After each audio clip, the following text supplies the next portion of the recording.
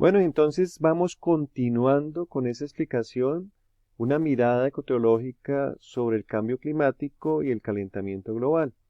Y para entender cuál ha sido el rol protagónico de la Iglesia Católica, hay que entender un poco el proceso de la historia.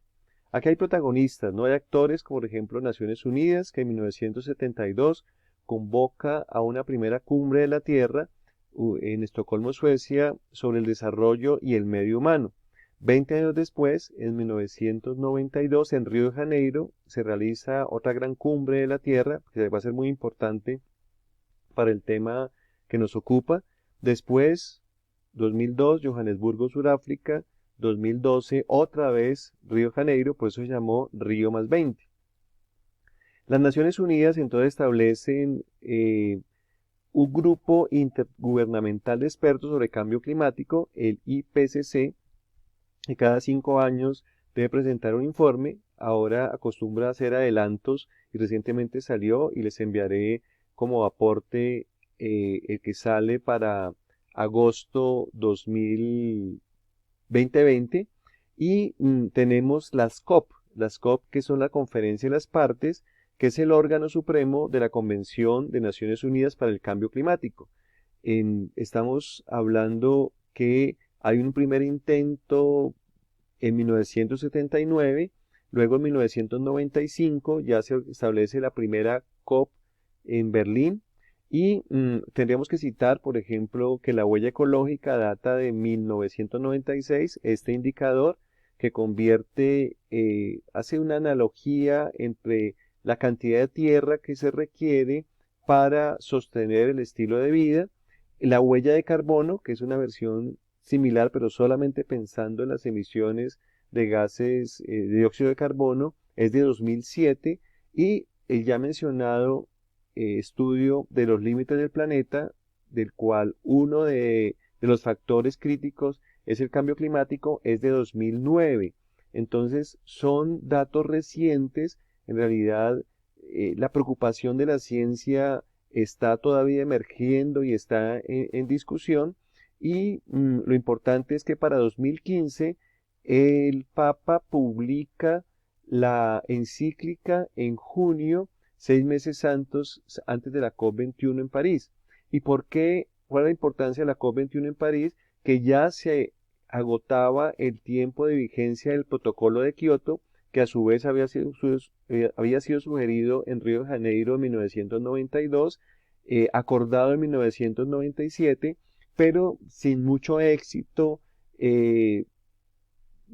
puso en marcha porque primaban más aspectos económicos y financieros. De todas maneras, el Papa marca, digamos, una tendencia en cuanto como jefe de Estado presenta Laudato Si como una reflexión no solamente técnica, sino también ética, espiritual, política, buscando el bien común. Había estado también hablando ante Naciones Unidas en septiembre de 2015,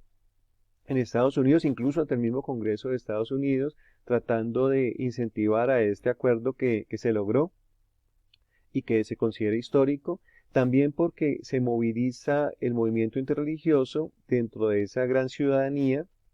esa sociedad civil, y logra presionar, logra realmente incidir en que se logren esos acuerdos. Entonces tenemos una ventana, un periodo entre 1995 y 2015. Son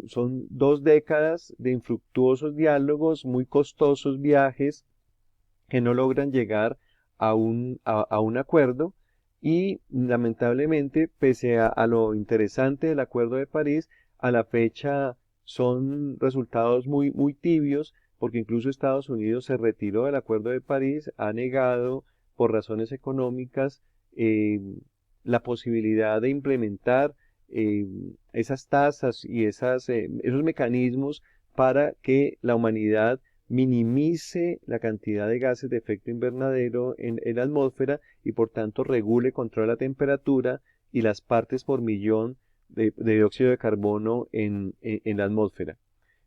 Aparece entonces Laudato Si, y es importante algunos datos para ubicar la encíclica. Laudato Si, un nombre en umbro de la región de Umbría, un italiano antiguo, en el medioevo, es un cántico, un himno de Francisco de Asís que menciona 8 veces esa expresión, alabado seas mi Señor, laudato, alabado, sí, con ese apóstrofo, es un cántico de maravilla al Creador por la creación, habla del cuidado, curar, sanar, atender, y la casa común, el planeta Tierra, como un sistema, como un techo en el cual convivimos creyentes y no creyentes. Y es interesante porque los periodistas vendieron la encíclica, la anunciaron como la encíclica del cambio climático, pero en realidad lo que propone es parte del cambio climático y propone un cambio humano. No es la encíclica verde en el sentido clásico de la flora y la fauna, sino que es multicolor, en el sentido que habla de tecnología, de economía, de política, de cultura, de espiritualidad, de educación. Y no se queda en temas fragmentados, sino que utiliza todo este paradigma de la complejidad para hablar de una ecología integral, una ecología donde todo está conectado, todo está interligado, lo social y ambiental siempre van de la mano. La ecología ambiental tiene que dialogar con la ecología económica, social, cultural y de la vida cotidiana, con unos principios éticos del bien común, de la justicia entre las generaciones, y finalmente la ecología integral es Francisco de Asís, su espiritualidad, su sentido de vida, donde no separa el amor a Dios del amor a los pobres, la búsqueda de la paz interior y el amor también a toda la obra creada, el entorno. La encíclica, recuerden que tiene 6 capítulos. Ya hemos dicho que el primer capítulo, el tercero, responde a la pregunta qué está pasando y por qué pasa lo que pasa, que el capítulo 2 explica dónde está Dios mientras pasa lo que pasa, igual que el comienzo del final del capítulo 6, y hace una propuesta desde la ecología integral, unas líneas de orientación y de acción fundamentadas en el diálogo y en el establecimiento de políticas, y una educación ecológica y espiritualidad ecológica que responden a las raíces de esta situación que está viviendo. ¿Y qué es lo que estamos viviendo? El Papa divide como en 3 grandes bloques en esos 7 numerales. Hay un bloque netamente de una ecología ambiental que tiene que ver con contaminación y cambio climático, agua y biodiversidad. Otro bloque que tiene que ver con lo social, con lo humano, el deterioro de la calidad de la vida humana y la degradación social, la inequidad planetaria. Y hay un bloque que estaría más en una ecología profunda, en una ecología de la mente, que obviamente también es humana, en donde hace una crítica a la debilidad de reacciones del Estado, del mercado, del sector religioso, sector educativo, de los medios de comunicación, porque, como hemos mostrado, son 20 años de infructuosos esfuerzos para lograr un acuerdo ante la gravedad de la crisis planetaria expresada en términos del clima. Y eso mismo el Papa lo atribuye, que lo que está pasando en la Casa Común es que no nos ponemos de acuerdo, tenemos diversidad, disparidad de opiniones, y eso recuerda el porqué, la importancia de la etimología, de la epistemología, de mirar detrás de las palabras. Que hay detrás de la palabra paz, desarrollo, ecología, iglesia, igual que hay detrás de la palabra clima, cambio climático, variabilidad climática, caos climático, emergencia climática, para el caso que nosotros estamos trabajando.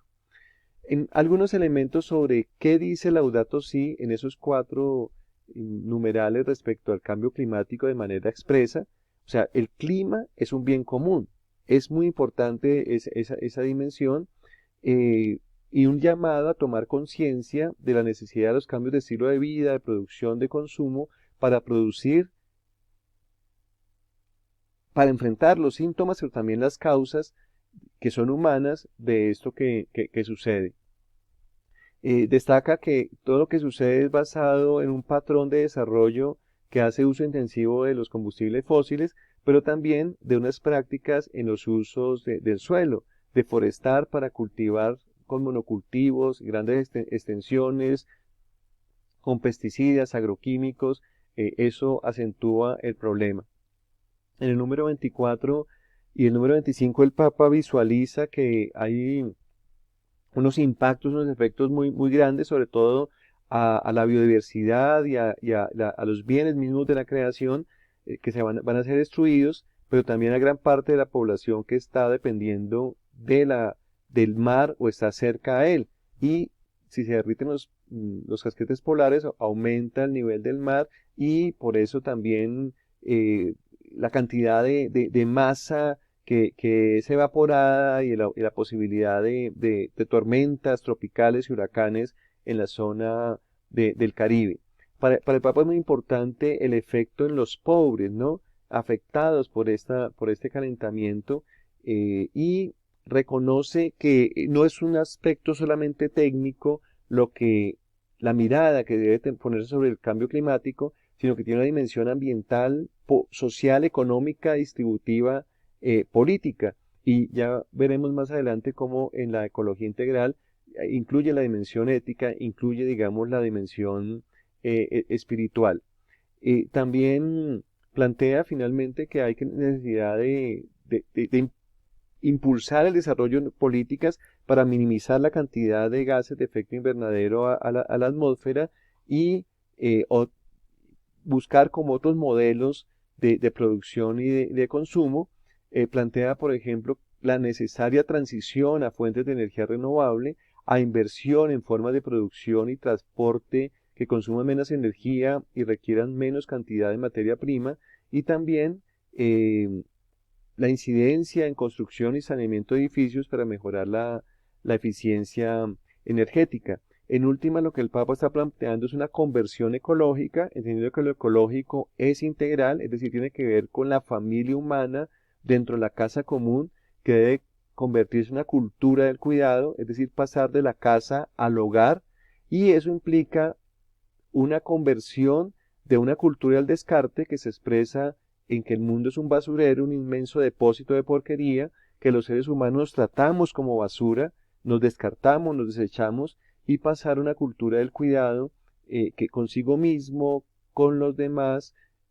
con el resto de la obra creada, que es también una manifestación de ese cuidado, de la amistad, del vínculo con Dios. Entonces aparece Laudato Si dentro de una biblioteca que no puede faltar para entender la crisis y las soluciones que tenemos a la mano en este antropoceno. La Carta de la Tierra, citada en numeral 207, es muy importante como principios éticos de rescatar, reconciliarnos con la Tierra. La Agenda 2030, los objetivos de desarrollo sostenible en diálogo con Laudato Si. Ya veremos lo importante que es esto en la práctica. El CELAM ha escrito Discípulos Misioneros, Custodio de la Casa Común, Discernimiento a la luz de la encíclica Laudato Si, que ya de por sí marca como una ruta de nuestra posición. Ser discípulos misioneros de Jesús implica ser custodio de la casa común y discernir los signos de los tiempos a partir de los elementos de la encíclica. Y recientemente nos ha dado a conocer la exhortación postsinodal Querida Amazonia, que incorpora las conclusiones del Sínodo de la Amazonía, no solamente para pensar las dimensiones de la conversión en términos ecológicos, sociales, culturales, pastorales, sino también los sueños para la Amazonía y para todas las Amazonías del mundo,